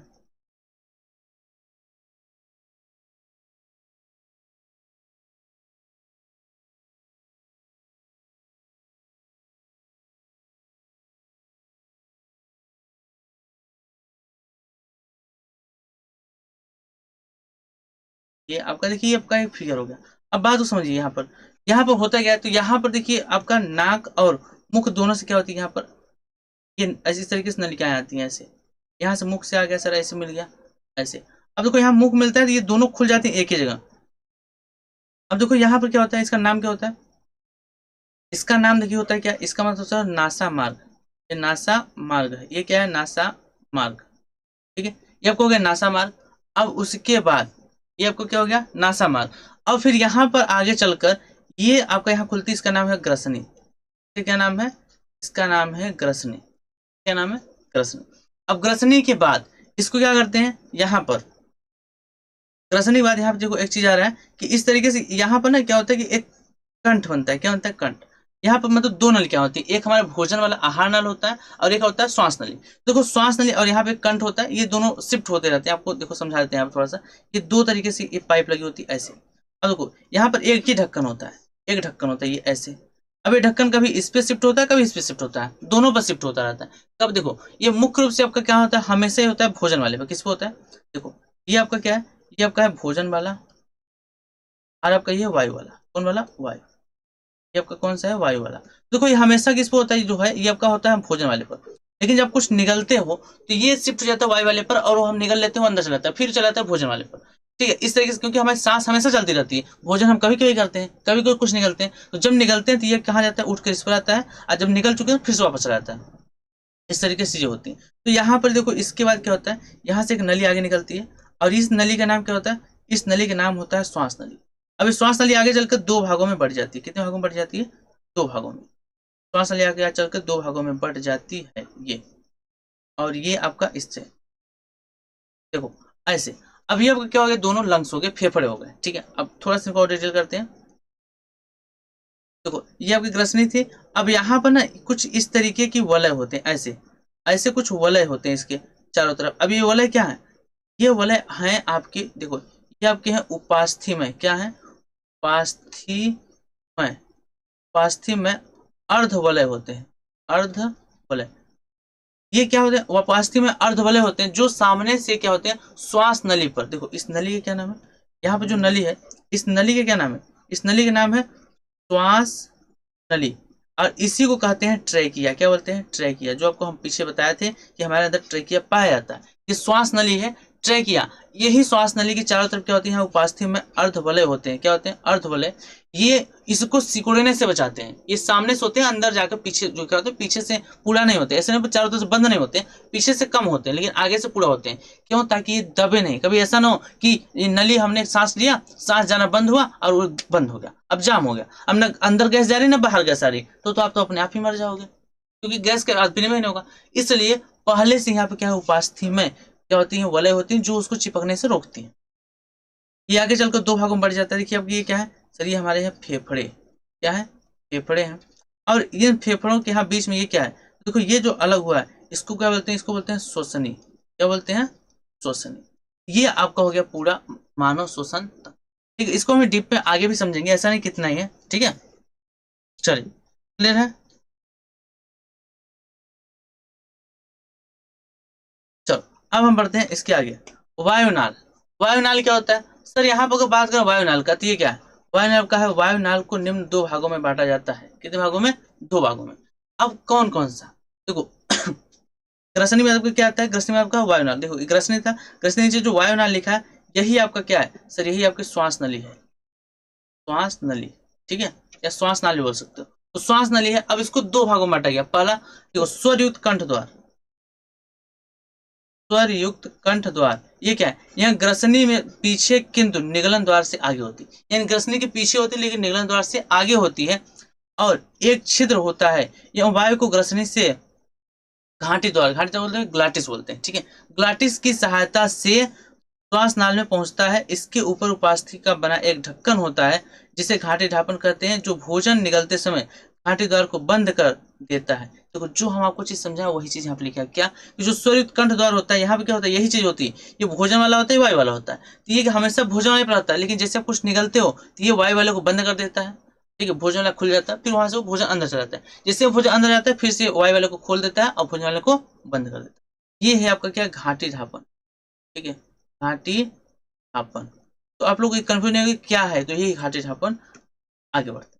अब देखिए स्वर यंत्र एक क्या होता है, यह छोटे बक्से के समान होता है। ये पुरुषों में गले के सामने बाहर की ओर दिखता रहता है। जैसे अगर पुरुष हैं तो उनमें क्या होता है, यहाँ गले पे क्या होता है, सामने दिखता है। लेकिन ये स्त्रियों में क्या होता है, थोड़ा सा अंदर से होता है, ये बाहर से दिखता नहीं है। ठीक है, देखो उभरा दिखाई देता है, जिससे टेटुगा या एडम्स एप्पल कहते हैं। ऐसे टेटुगा आप लोग नाम तो सुने होंगे, अगर आप लोग नॉर्मल जगह से बिलोंग करते हो तो आप लोग ये सब जरूर सुने होंगे, क्या कि टेटुगा दबा देंगे। ठीक है, या भोजपुरी मूवी में ये दिखाया जाता है, टेटुगा दबा देंगे। उसका मतलब क्या होता है कि गला होता है, गला गले में होता है ना। तो पुरुषों में उभार आपको सामने से दिखता रहता है, उभरा होता है, थोड़ा सा पता चलता है कि हाँ यहीं पर है। लेकिन यह स्त्रियों में नहीं होता। तो ऐसा नहीं कि होता ही नहीं है, स्त्रियों में होता है पर वो अंदर होता है, वो दिखता नहीं सामने से, उभरा नहीं होता है। क्यों? क्योंकि उनकी सुंदरता बढ़ाने के लिए वो अंदर दबा होता है। ठीक है, ये भगवान ने बनाया भाई, ये हमारे आपकी बात नहीं है, भगवान ने खुद बनाया इस चीज को। तो ये पुरुषों में साफ साफ दिखता है, स्त्रियों में नहीं दिखता है। चलो, ये आपको समझ में आ गया क्या होगा स्वर यंत्र। और इसी यही पे क्या होता है, स्वर बक्सा होता है। आप लोग जब क ख पढ़ोगे ना, क से अंग तक जब शब्दों को उच्चारण करोगे तो आप यहाँ पर रखना, यहाँ पर आपको आवाज महसूस होगी। आप च छ पढ़ोगे तो भी थोड़ा महसूस होगी, लेकिन और शब्द पढ़ोगे तो नहीं महसूस होगी। ठीक है, लेकिन आप क से अंग तक पढ़ोगे तो साफ साफ सभी आपको यहाँ महसूस होंगे, यहाँ से आवाज आ रही है, मतलब उसका स्वर बक्सा भी यहीं पर है, जहाँ से कुछ शब्द भी निकलते हैं। ले रहे? उसको ग्रामर में आराम से पढ़ सकते हो। ले रहे? चलो आगे बढ़ते हैं, अगला समझते हैं श्वास नली। क्या श्वास नली, ये क्या होता है? देखो यह लगभग 10 से 12 सेंटीमीटर लंबी तथा लगभग 105 से 205 सेंटीमीटर व्यास की नली है, जो काष्ठ से लेकर पूर्व ग्रीवा में विद्यमान होती है। श्वास नली क्या होती है? देखिए ट्रेकिया लिखा है ना यहाँ पर, ट्रेकिया क्या होती है? यह आपकी 10 से 12 सेंटीमीटर लंबी नली होती है, जो बस 1.5 से 2.5 सेंटीमीटर आपका व्यास की नली होती है, जो कंठ से लेकर पूर्व ग्रीवा में विद्यमान होती है। यह वक्ष में पहुंचकर दो छोटी शाखाओं में विभाजित हो जाती है। कितनी? दो छोटी शाखाओं में विभाजित हो जाती है, जिसे श्वसनिया कहते हैं। इन्हें क्या कहते हैं? श्वसनिया। तो ये आपका देखिए पूरे गले में विद्यमान रहती है, यहाँ कंठ से लेकर पूरे गले में, अब फिर जाकर यहाँ पर वक्ष भाग में वो दो भागों में विभाजित हो जाती है। आज इन्हें क्या कहते हैं? श्वसनिया कहते हैं। क्या कहते हैं? श्वसनी ऐसे लिखाता है, श्वसनी। ठीक है, श्वसनी कहते हैं, ब्रोंकियाई कहते हैं। आगे समझते हैं अगला। अब श्वसनिया जो है वो आपको कहा जाती है फेफड़े में। आपको देखो यहाँ फिगर में दिखाया था इस चीज को, थोड़ा सा पीछे आते हैं। देखो ये आपको क्या है? श्वसनी, ये दोनों भाग है। जो श्वसनी है ये जाने कहाँ जा रही है? फेफड़े में जा रही है। तो वही चीज आपका जब फेफड़े में आ जाती है तो ये आपका मुख्य अंग होते हैं फेफड़े। श्वसन के लिए जो मुख्य अंग होते हैं कौन से होते हैं? सर फेफड़े होते हैं। अब ये क्या होता है? देखो फेफड़े मनुष्य के प्रमुख श्वसन अंग है। यह संख्या में दो हल्के गुलाबी रंग के कोमल तथा लचीले अंग जो वक्ष गुहा में हृदय को घेरे हुए उपस्थित रहते हैं। यानी फेफड़े क्या होते हैं? फेफड़े हमारे श्वसन के मुख्य अंग है, श्वसन मुख्य अंग है। अब ये मुख्य अंग क्या होते हैं? तो यही मुख्य अंग है जो ऑक्सीजन को अंदर ले जाते हैं, कार्बन डाइऑक्साइड को बाहर निकालते हैं। ठीक है, अमन बोल रहा है कि भाई आप सर बस कीजिए। ठीक है, ज्यादा नहीं यार, बस 15-20 मिनट रुक जाओ और ठीक है ये क्लास को खत्म कर देंगे, मतलब चैप्टर ही खत्म कर देंगे। देखो है ज्यादा कुछ नहीं, थोड़ा सा फेफड़ों की आंतरिक संरचना है। ठीक है, और उसके बाद थोड़ा सा इसके बाद आगे है, तो बहुत ज्यादा चीजें नहीं है, खत्म ही है। बेसिक हमने इसको पढ़ लिया, अब 1 शॉट वीडियो है तो पूरा कंप्लीट करके ही जाएंगे। ठीक है, ज्यादा नहीं, 15 से 20 मिनट रुक जाओ, पूरा आपका चैप्टर कंप्लीट हो जाएगा। ठीक, अब बस चीजों को सुन कर जाओ, समझ कर जाओ, बस आपको लिखना नहीं, बस चीजों को समझ लो। सुन लोगे, समझ लोगे, देख लोगे तो आपको पूरा याद रहेगा। ले रहे? चलिए यहाँ पर शिवांश भी बोल रहा है कि बस करिए। चलिए, तो ज्यादा नहीं, थोड़ा सा और है बच्चों, थोड़ा सा रुक जाओ। ठीक है, ज्यादा टाइम आपका नहीं वेस्ट करेंगे, बस थोड़ा सा रुक जाओ, कंप्लीट हो जाएगा। चलो समझते हैं फेफड़े। अच्छा ये देखो फेफड़े, आप एक चीज जानते हो, ऑक्सीजन अंदर जाता है। अच्छा क्या आप कहते हो क्या कि ऑक्सीजन अंदर जाओ, या आप कभी बैठ कर सोचते हो? बैठ जाओ एक जगह, फिर सोचो कि हमको ऑक्सीजन लेना है, फिर कार्बन डाइऑक्साइड बाहर निकालना है, कभी सोचते हो? नहीं, वो अपने आप चलता रहता है। आप सोते भी हो तो भी चलता रहता है। तो इसके लिए जिम्मेदार कौन होता है? फेफड़े। लंग्स हमारे जो है फेफड़े, वो उसको खींचते ऑक्सीजन को और कार्बन डाइऑक्साइड को बाहर निकालते हैं। ये उनकी प्रक्रिया है। तो मुख्य रूप से जो श्वसन की प्रक्रिया करवाता है कौन होता है? फेफड़ा। तो फेफड़े मनुष्य के प्रमुख श्वसन अंग है। यह संख्या में दो हल्के गुलाबी रंग की होती है। ठीक है, एक कोमल लचीले भी होते हैं, जो वक्ष गुहा में हृदय के घेरे होते हैं। हाँ यहाँ पर देखो थोड़ा सा इस फिगर को बताते हुए, यहाँ पर हमने एक चीज बनाया था जो आप नोटिस नहीं किया अभी। देखो यहाँ पर इस फेफड़े को हमने पूरा गोला बनाया था, लेकिन इसको थोड़ा सा टेढ़ा क्यों कर दिया? इसलिए क्योंकि यहाँ पर आपका हृदय होता है। क्या होता है? हृदय होता है, ये आपका हृदय होता है। ठीक है, यहाँ पर क्या होता है सर? यहाँ पर हमारा होता है हृदय, जो थोड़ा सा बाएं फेफड़े की ओर थोड़ा सा होता है। बाएं फेफड़े को होता है, थोड़ा सा बाएं फेफड़ा थोड़ा दबा हुआ होता है। क्लियर है। तो ये हृदय के दोनों तरफ फेफड़े होते हैं, तो वही कह रहा है यहाँ पर कि हृदय को घेरे हुए होते हैं। देखो क्या कह रहा है कि हृदय को घेरे हुए होते हैं। आगे, प्रत्येक फेफड़े के चारों ओर पतली तथा दोहरी झिल्ली चढ़ी रहती है। अब ये बात और जान लो कि प्रत्येक फेफड़े के दोनों ओर क्या होती है कि एक पतली झिल्ली होती है, दो स्तरित होती है, एक स्तरित नहीं होती, दो स्तरित होती है, जिससे फुफ्फुसा आवरण कहते हैं, प्लूरल मेम्ब्रेन कहते हैं, फुफ्फुसा आवरण कहते हैं। फेफड़े जिस गुहा में पाए जाते हैं उस गुहा को फुफ्फुस गुहा कहते हैं, जो कहाँ होता है, जो आपके पसलियों के बीच होता है। ये आपके देखिए एक्चुअल में फेफड़े यहाँ पे दिख रहे हैं, दिख रहे हैं आपको साफ साफ। देखिए यहाँ से आपकी क्या है, ये आपकी आई है श्वास नली, ये आपका श्वसनियों में बढ़ गया, इस श्वसनी में, इस श्वसनी में बढ़ गया दोनों। अब ये आगे चल के देख रहे हो, एक चीज ध्यान से इसमें देखो तो अब यहाँ देख पाओगे कि बहुत सारी क्या है, इनमें शाखाएं निकली हुई, बहुत सारी क्या है शाखाएं। देखो ये शाखा निकली, इधर गई, इधर गई।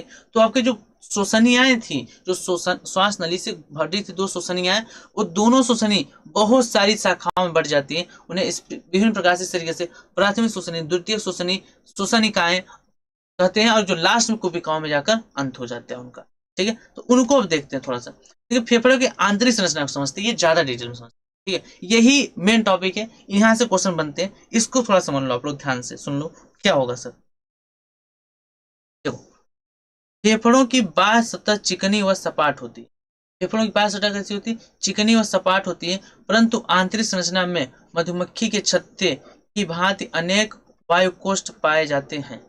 मधुमक्खी के छत्ते के बाद अनेक वायुकोष्ठ पाए जाते हैं, जो कि गैसीय विनिमय से संबद्ध मुख्य संरचनाएं हैं। प्रत्येक वायुकोष्ठ श्वसनी से निम्न प्रकार से संबंधित होता है। अब बात समझो, कह ये रहा कि जो श्वसनी अंदर गई थी वो पहले विभिन्न शाखाओं में बढ़ती हैं, जिनको प्राथमिक श्वसनी, द्वितीय श्वसनी, तृतीय श्वसनी, फिर श्वसनिकाएं कहते हैं।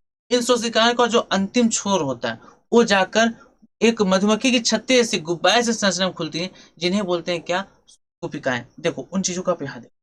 ठीक है, एकदम क्लियर समझो, आप नाम को छोड़ो, पहले फिगर समझो। देखो यहाँ पर क्या हुआ था, देखो ये आपका आया था यहाँ फेफड़ा। अब यहाँ जब आया, यहाँ पर ये चीज को थोड़ा समझो डिटेल में।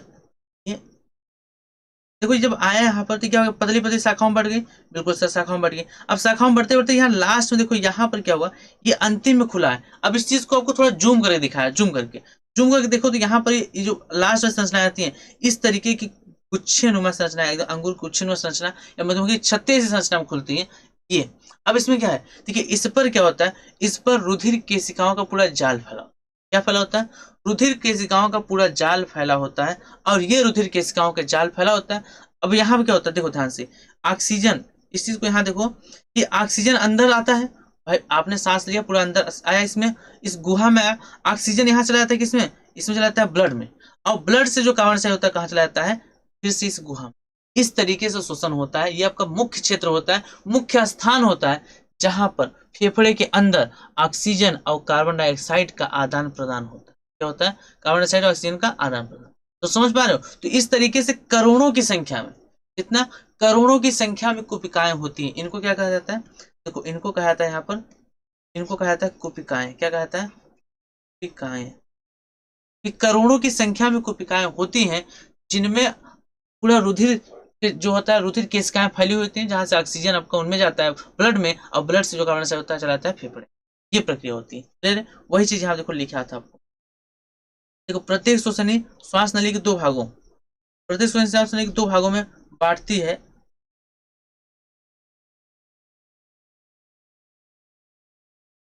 यह फेफड़ों में प्रवेश कर अनेक शाखाओं में, देखो एवं उप शाखाओं में बढ़ जाती है। इनकी अंतिम महीन जो उप शाखाएं होती है कुपिकाओं में खुलती हैं, कुपिका नलिकाएं कहलाती हैं। ये देखिए इन नलिकाओं के सिरे फूलकर कुपिका, किसको, कुपिका का निर्माण करते हैं। प्रत्येक कोशिका पर अंगूर के गुच्छे के समान कई वायुकोष लगे रहते हैं। एक कुपिका में अंगूर गुच्छे के समान बहुत सारे वायुकोष लगे होते हैं। ठीक है, ये आपका पूरा फिगर था, इस चीज को समझ लो आप लोग। ठीक है, देखिए नाम आपको इंग्लिश में लिखा, कोई दिक्कत नहीं, हमने आपको नाम पूरा हिंदी में बता दिया था। चलिए एक बार आपको यहाँ पर नाम फिर से डिटेल कर देते हैं।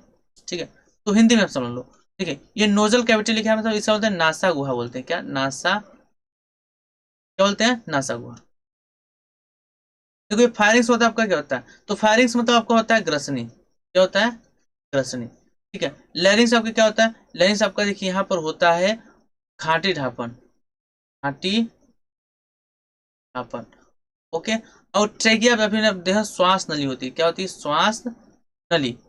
और आपका प्राइमरी ब्रोंकियस देखिए होती है प्राथमिक श्वसनी, क्या होती है प्राथमिक श्वसनी, प्राथमिक श्वसनी। और इस ये आपका है डायाफ्राम, क्या है डायाफ्राम। देखो याद रखो फेफड़े के जस्ट नीचे आपका क्या होता है डायाफ्राम होता है, जो वक्ष भाग को और उदर गुहा को एक दूसरे से अलग करता है। देखिए यहाँ पे जो डायाफ्राम लगा है ये वाला, ये डायाफ्राम, इसके ऊपर वक्ष भाग होता है जो फेफड़े होते हैं, इसके अंदर क्या होता है इसके जस्ट नीचे क्या होता है उदर गुहा का होता है, जिसमें आपके पाचन तंत्र स्थित होता है। क्या स्थित होता है पाचन तंत्र। ये आपको देखिए जैसे यहाँ पे प्राथमिक श्वसनी थी, इस तरीके से सेकेंडरी में तो द्वितीय श्वसनी, टर्शियरी में तो तृतीय श्वसनी, और लास्ट में कहा रिस्पिरेटरी ब्रोंकिया में तो इनको कहा जाता है क्या, इनको कहा जाता है श्वसनिकाएं। इनको क्या कहा जाता है, इनको कहा जाता है श्वसनिकाएं। क्या कहा जाता है श्वसनिकाएं। क्लियर है।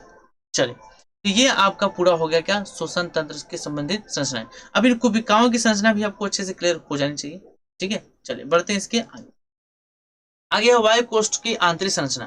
क्या है वायु कोष्ठ की आंतरिक संरचना, बस यही आप लोग देख लो, बस क्लास को खत्म करेंगे। ठीक है बस यही आप समझ जाओ वायु कोष्ठ की आंतरिक संरचना क्या होती है। देखो वायु कोष्ठ का या वायु कोषों की बाह्य सतह पर रुधिर केशिकाओं, किसका रुधिर केशिकाओं ब्लड कैपल्स का जाल फैला रहता है। अब बात को समझो, देखो जो कुपिकाएं हैं, अब इस चीज को थोड़ा सा हम आपको बना देते हैं। ठीक है ये आपकी हो गई, ये कुपिकाएं हो गई, देखिए ये आपकी हो गई रुधिर कोशिका। इसके ऊपर क्या होती है, इस पर इसके ऊपर रुधिर केशिकाओं का इस तरीके से जाल होता है। इस तरीके से क्या होता है रुधिर केशिकाओं का जाल होता है ऐसे। अब इसमें इस तरीके से भी होती है ऐसे, मतलब एक ही दिशा में नहीं तो दोनों दिशा में होती है इस तरीके से। ये रुधिर केशिकाओं क्या होता है जाल होता है। अब देखिए जाल फैला जाता है जो फुफ्फुस धमनी के अत्यधिक शाखित होने से बनता है। किसके फुफ्फुस धमनी के अत्यधिक शाखित होने से बनता है। इस चीज को हम जब परिवहन आपको पढ़ाएंगे ना तो वहां पर एकदम अच्छे डिटेल करेंगे कि फुफ्फुस धमनी क्या है फुफ्फुस शिरा क्या है, दोनों चीजों बताएंगे आपको। तो फुफ्फुस धमनी आपकी एक रुधिर नलिका होती है जो हृदय से आती है फेफड़े में, जो आपको कार्बन डाइऑक्साइड युक्त ब्लड लेकर आती है। कौन लेकर आती है, कार्बन डाइऑक्साइड ब्लड लेकर आती है। और इन केशिकाओं में देखो शरीर से ऑक्सीजन रहित रुधिर आता है, इसमें CO2 की मात्रा अधिक होती है। कौन CO2 बता रहे हैं ना कि आपका जो फुफ्फुस धमनी होती है इसमें आपका CO2 युक्त ब्लड आता है।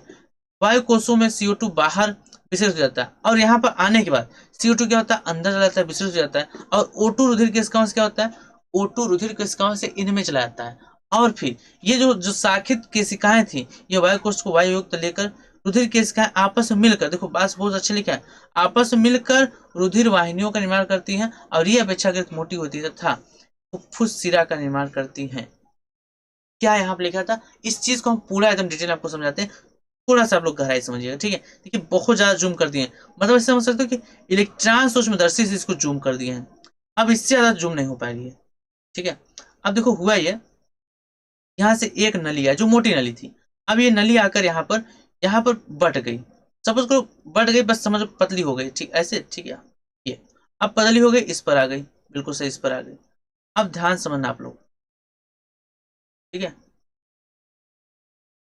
अब इस चीज को समझो आप लोग, पहले यहीं तक बनाते हैं ठीक है, नहीं तो आप लोग अभी कंफ्यूज हो गए। अब देखो इसका नाम क्या है सर, इसका नाम है फुफ्फुस, क्या फुफ्फुस धमनी। अब फुफ्फुस धमनी होता क्या, तो फुफ्फुस धमनी में याद रखो इसमें आपका CO2 युक्त ब्लड आता है। कैसा ब्लड आता है CO2। अब CO2 ब्लड आया यहाँ पर, अब ये CO2 चला गया किसमें आपका कुपिका में, और कुपिका से O2 जो था आपका चला गया किसमें इस नलिका में। O2 को ब्लड क्या नलिका में। अब नलिका में जाने के बाद यहाँ पे देखो अशुद्ध रक्त आया, शुद्ध रक्त हो गया। फिर क्या होता है ये O2 युक्त रक्त आगे वाली नलिका आगे चल गई, और ये फिर से आपस में मिल जाती है, और एक मोटी नलिका फिर से बना देती है। क्या करती है फिर से मोटी नलिका बनाती है। तो यहाँ पर जो बटा था तो इसको क्या कहे थे, ये जो बटा था इसको कहे थे रुधिर, तो क्या कहे थे रुधिर केशिका, रुधिर केशिका। अब देखिए आगे चल के ये फिर से एक नली का निर्माण की, जिसका क्या नाम है, इसका नाम है फुफ्फुस। क्या नाम है फुफ्फुस धमनी। क्या नाम है ओ फुफ्फुस शिरा नाम है, सॉरी क्या नाम है फुफ्फुस शिरा। ये फुफ्फुस शिरा का निर्माण कर दी जो आगे फिर से चली जाती है। ठीक है तो इसमें कौन सा ब्लड होता है, तो याद रखो इसमें आपका ऑक्सीजन युक्त ब्लड होता है। कौन सा ब्लड होता है ऑक्सीजन युक्त। यही बात लिखी थी कि कुपिकाओं में आपका एक आपका नलिका से आता है रुधिर जिसमें आपका CO2 युक्त होता है, इसका नाम होता है क्या फुफ्फुस धमनी। यहाँ पर विसरण द्वारा कौन सी प्रक्रिया होती है, याद रखो विसरण प्रक्रिया द्वारा कार्बन डाइऑक्साइड आपका फुफ्फुस धमनी में चला जाता है, आपका किसमें जाता है कुपिका में, किसमें जाता है कुपिका में। और कुपिका से आपका CO2 आपका चला जाता है रुधिर केशिका में, और ये रुधिर केशिका आगे चलकर फिर से मिलकर एक मोटी नलिका बनाती है जिसका नाम होता है फुफ्फुस सिरा, और ये सिरा द्वारा आपका ऑक्सीजन युक्त ब्लड चला जाता है। क्लियर है सभी बच्चों को? चलो बस ये आपको समझना था, इस तरीके से चीजें होती हैं। क्लियर हो गया? तो ये आपका क्या था, पूरा शोषण था, आंतरिक संरचना थी, हर एक चीज क्लियर हो गया। अब इसके बाद देखो आपका क्या आता है, इसके बाद आपका यहाँ पे आता है शोषण, मानव में शोषण की क्रियाविधि। तो मानव में शोषण की क्रियाविधि हम नेक्स्ट पार्ट में समझ लेंगे, ठीक है। तो आज की क्लास यहीं तक रखते हैं, ठीक है। तो सभी बच्चों को नींद आ रही है तो कोई बात नहीं, आप लोग अच्छे से जाइए, खाना पीकर, खाना खाकर तब सोइएगा, ठीक है। तो सभी बच्चों को गुड नाइट। तो क्लास अब तो यहीं रखते हैं, इस क्लास को हम नेक्स्ट पार्ट में कंप्लीट कर लेंगे, ताकि अब जितना पढ़ा है उसको अच्छे से रिवाइज कर लीजिए आप लोग। नेक्स्ट क्लास आपको जल्दी मिलेगा। किस चैप्टर का आंसर चाहते हो उसको कमेंट में जरूर लिख कर जाना, ठीक है। ताकि अब वीडियो अच्छा लगा तो वीडियो को लाइक जरूर करके जाना है, बिना लाइक के किसी कोई का नहीं जाएगा, ठीक है। ठीक है भाई, शिवांश दुबे बंद कर देते हैं क्लास को, बिल्कुल क्लास खत्म हो चुकी है, बस इतना ही काफी था, ठीक है। जितना हमने पढ़ा है अच्छे से रिवाइज कर लीजिएगा, कोई टॉपिक, कोई किसी